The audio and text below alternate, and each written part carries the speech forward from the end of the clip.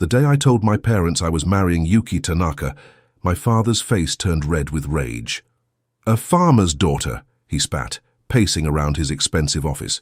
"Have you lost your mind, Hiroshi? We didn't build this family's reputation for you to throw it away on some peasant girl." "She's not a peasant," I said quietly. "She's kind, intelligent, and she loves me for who I am, not what I have."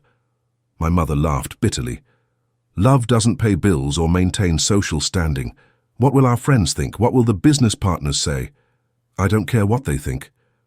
"Well, you should," my sister Akane chimed in from her chair by the window. At 25, she was 3 years older than me and had always been the golden child. "Daddy's worked so hard to get us into high society. Your little farm girl will ruin everything." Yuki's family may be poor, but they're honest, hard-working people, something this family seems to have forgotten. The silence that followed was deadly. "If you marry her," my father said slowly, "you are no longer my son. No inheritance, no family name, no support. You'll be dead to us." "Hiroshi," my mother added, "think about what you're giving up. The company, this house, your future." I looked around the room at the 3 people who were supposed to love me unconditionally. Instead, I saw only greed, pride, and disappointment. "If that's your choice," I said, standing up, "then I choose her." The wedding was small, just Yuki's family, a few friends, and the village priest. Yuki looked radiant in her simple white dress, her dark hair adorned with wildflowers from her family's garden. As she walked down the aisle of the tiny country church, I knew I'd made the right choice. "Are you sure about this?" she whispered as we exchanged vows. "Your family, they might never forgive you." "I don't need their forgiveness," I said, slipping the simple gold band onto her finger. "I need you." After the ceremony, Yuki's parents, Mr. and Mrs. Tanaka, approached me with tears in their eyes. "Hiroshi-kun," Mr. Tanaka said, bowing deeply, "we know what you've sacrificed for our daughter. We promise to take care of you both." "You don't need to take care of me or Tusan," I said, using the respectful term for father. "We're family now. We take care of each other." The first year was hard. I'd left my family with nothing but my business degree and determination. Yuki's family welcomed us into their small farmhouse, and I threw myself into learning everything I could about agriculture. "You don't have to do this," Yuki said one evening as I came in from the fields, dirt under my nails and sweat on my forehead. "You grew up in luxury. This must be so difficult." "The only difficult thing would be living without you," I said, pulling her into my arms despite my dirty clothes. "Besides, I'm learning things here I never would have learned in my father's office." What I was learning was the inefficiency of small-scale farming. The Tanaka family, like most small farmers in the region, struggled because they couldn't compete with large agricultural corporations. They had the skill and the land, but they lacked the resources and connections to expand. "What if we could change that?" I suggested to Mr. Tanaka one night over dinner. "Change what, son?" "What if we could help all the small farmers in this region work together, pool resources, share equipment, negotiate better prices for seeds and supplies?" Yuki's father looked skeptical. "It's a nice dream, Hiroshi, but farmers are independent people. They don't like to depend on others." "They're not depending on others," I explained. "They're working together to become stronger." It took 2 years of visiting every farm in a 50-kilometer radius, but I finally convinced 30 families to form a cooperative. Using my business education and their agricultural expertise, we created something revolutionary. A network of small farms that operated with the efficiency of a large corporation. "Look at these numbers," I told Yuki excitedly, showing her the first year's profits. "We've increased everyone's income by 40% just by working together." "You're brilliant," she said, kissing my cheek. "But more than that, you're kind. You could have used these ideas to start your own company and get rich. Instead, you're helping entire communities." "We're helping entire communities," I corrected. "This is our success, not just mine." By the 3rd year, word of our cooperative had spread to other regions. Farmers from across the country were asking for help setting up similar networks. That's when I realized we had something bigger than just a local cooperative. We had a business model that could revolutionize agriculture. "I have an idea," I told Yuki one evening. as we sat on the porch of our small house. What if we created a company that helps farmers everywhere, not to control them, but to empower them? Her eyes lit up. Like a service company for agricultural cooperatives. Exactly. We provide the business expertise, the technology, the connections to markets. They provide the land and the knowledge. Everyone wins. Yuki surprised me then. I want to be your business partner. Yuki, you don't have to. I've been taking online courses in business management for the past year, she said proudly. And I have ideas too. What if we also helped farmers' wives start their own businesses? Food processing, crafts, direct sales to consumers. I stared at my wife, seeing her in a completely new light. You've been planning this? I've been hoping for it. I want to build something with you, Hiroshi.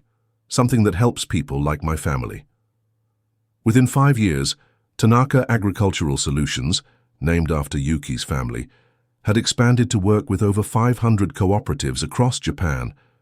We weren't just helping farmers, we were revolutionizing rural economies. The secret, I explained to a business magazine interviewer, is not to replace traditional farming wisdom, but to combine it with modern business practices and technology. Every farmer knows their land better than any corporation ever could. Our job is to help them leverage that knowledge. By year 7, we'd expanded internationally. Small farmers in Southeast Asia, South America, and Africa were using our cooperative model to compete with industrial agriculture. The company was valued at over $2 billion, but more importantly, we'd helped lift hundreds of thousands of families out of poverty. Remember when you thought you were giving up your future to marry me? Yuki teased one evening as we reviewed the quarterly reports from our Tokyo headquarters. I was giving up someone else's idea of my future, I said, pulling her close. I found my real future with you. Yuki had also built her own empire. What started as helping farmers' wives with small businesses had grown into Sakura Enterprises, a luxury cosmetics and fashion company that used natural ingredients sourced directly from the farming communities we worked with. Her products were featured in high-end stores worldwide, and she was regularly featured on magazine covers as one of Japan's most successful female entrepreneurs. We make a good team, she said, showing me the latest designs from her fashion line. The best, I agreed. 8 years after my family disowned me, the invitation arrived. It's for Akani's wedding, I told Yuki, reading the elegant card. She's marrying someone named Kenji Nakamura, apparently the CEO of Nakamura Industries, Yuki frowned. I know that name. Isn't Nakamura Industries one of our biggest competitors in agricultural technology? Was one of our competitors. They've been struggling lately. Their approach is too corporate, not enough understanding of what farmers actually need. I set down the invitation. We don't have to go. Actually, Yuki said thoughtfully, maybe we should. It's been 8 years, Hiroshi. Don't you want to see them again? To be honest, I'm curious about what they'll say when they see us. The wedding was being held at the most exclusive hotel in Tokyo. As our car pulled up to the entrance, I adjusted my simple black suit, expensive but understated, the way Yuki and I preferred to dress. You look handsome, Yuki said, straightening my tie. She was stunning in a midnight blue dress from her own fashion line, her only jewelry a pair of pearl earrings and her wedding ring. Ready? I asked. Ready. The reception hall was filled with Japan's business elite. I recognized several faces from financial magazines, CEOs, politicians, celebrities. My parents had clearly spared no expense for Akani's big day. We'd been there for barely 10 minutes when I heard my mother's sharp intake of breath. Hiroshi. She approached us slowly, as if she couldn't quite believe what she was seeing. What are you doing here? Hello, Mother, you look well. I bowed politely. This is my wife, Yuki. My mother's eyes swept over Yuki dismissively. Yes, the farmer's daughter. I remember. It's nice to meet you, Yamamoto-san, Yuki said graciously, bowing deeply. Before my mother could respond, my father appeared with Akane, radiant in an elaborate wedding dress that probably cost more than most people's cars. Well, well, my father said coldly. The prodigal son returns. I'm surprised you could afford the outfit. Daddy, Akane laughed. Don't be mean. He's probably borrowed it for the occasion.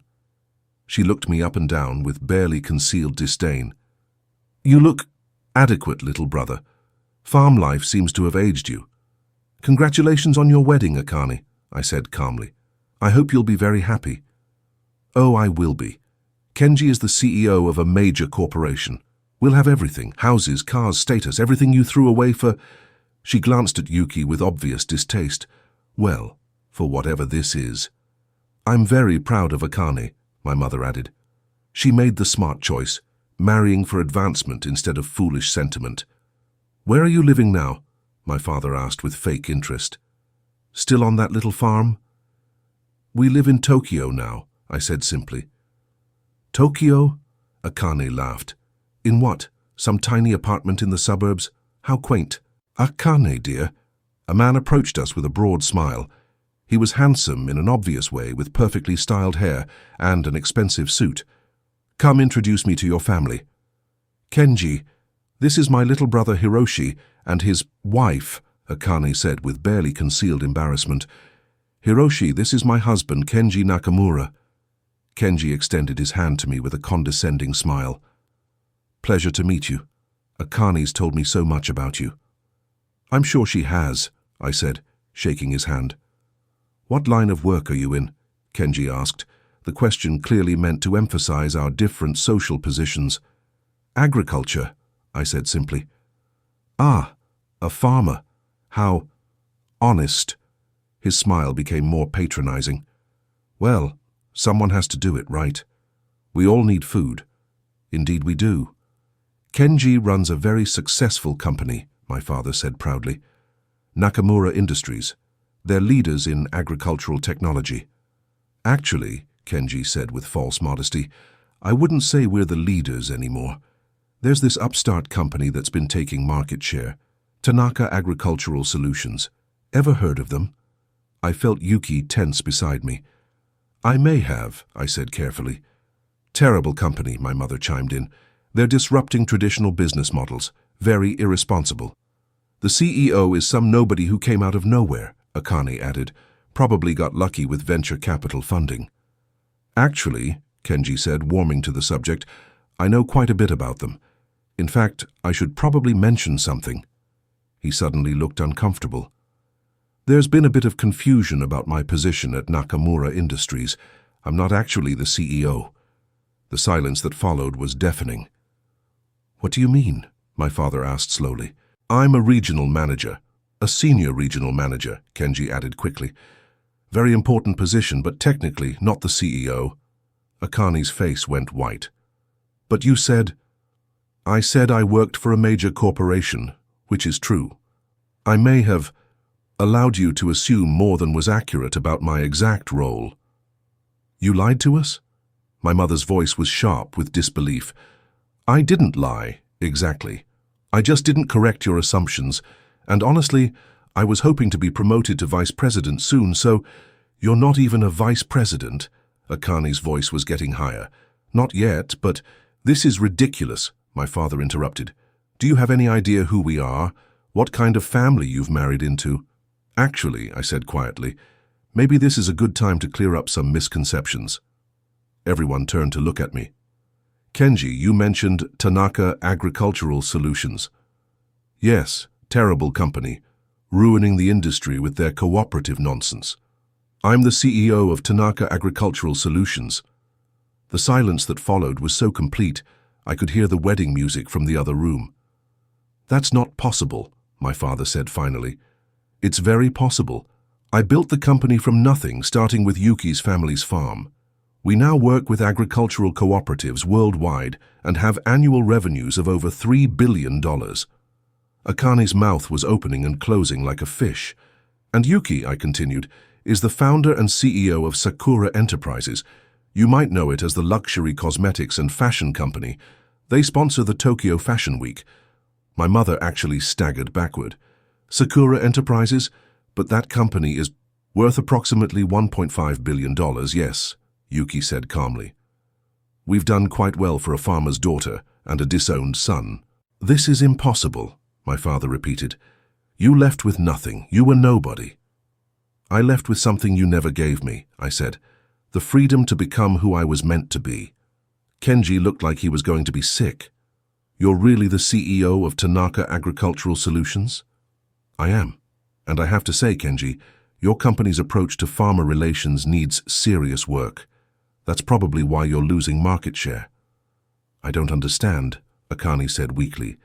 If you're so successful, why are you dressed so normally? Because success isn't about showing off, Yuki said gently.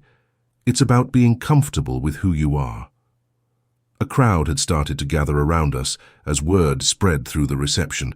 I could hear whispers of recognition as people realized who we were. Isn't that Hiroshi Tanaka from Tanaka Agricultural Solutions? And that's his wife, the Sakura Enterprises founder. They're both billionaires. What are they doing here? My father's face was cycling through several shades of red. If you're so successful, why didn't you tell us? Why let us think? You never asked, I said simply. You made your assumptions and stuck with them. Just like you made your assumptions 8 years ago about what was important in life. Son, my mother said, her voice suddenly sweet. Surely we can put all that unpleasantness behind us now. Family is family, after all. You're right, I said. Family is family. That's why I married Yuki, whose family welcomed me with open arms when I had nothing. That's why I built my company to help families stay together and prosper together. I took Yuki's hand and looked around at the crowd that had gathered.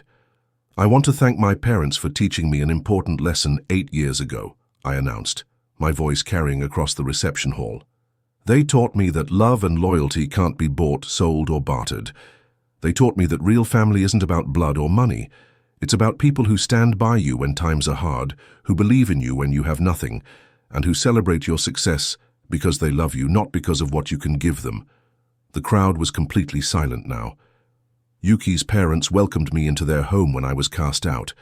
They shared their food when they had little, their knowledge when I needed to learn, and their love when I was alone.